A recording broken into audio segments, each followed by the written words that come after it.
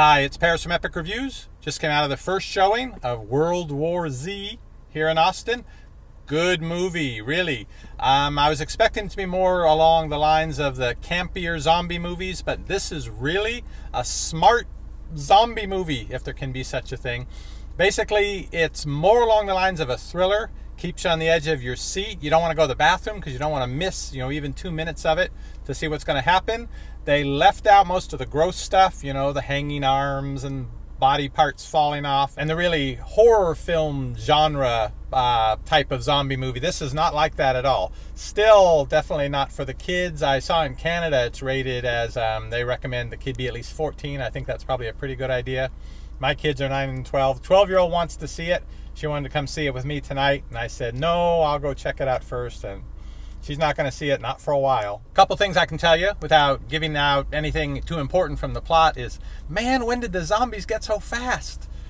This is different from the, if you can, jog at a slow pace, you can outrun the zombies. No, and this actually makes a lot of sense, not only with the speed of the zombies, they're sort of like cockroaches, but also, and zombies have traditionally had kind of superhuman strength about them. I mean, where did that come from just because they're a zombie? But it actually makes sense in this movie if you think about it. If you no longer had any sensation of pain, if you didn't care that you dislocated your shoulder, if you didn't care you were going to break your arm, you could be superhuman once you get beyond the point of caring about that. So, of course, zombies don't feel any pain, and they're not considering what's going to happen to their body if they do something, so they go at it full force. I'd say World War Z is kind of like a cross between the Andromeda strain, if you're old enough to remember that movie. Very exciting about a virus that got here on something that came back from space, and their race to try to find a way to contain it and also to cure it.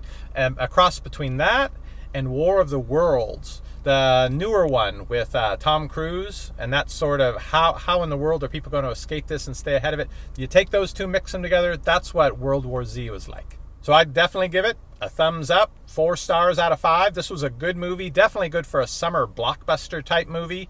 It's not going to end up being remembered as a great piece of cinematic art history, but that's really not what they were trying for. They took the zombie genre, they took the contagion, the pandemic, that whole sort of movie, and they made a very smart version of it. Well worth the $10. There are only 2 seats left available when I got my tickets to come in to see this showing of it, the very first showing here in Austin. I think because very few people are dumb enough to go to a movie this scary by themselves.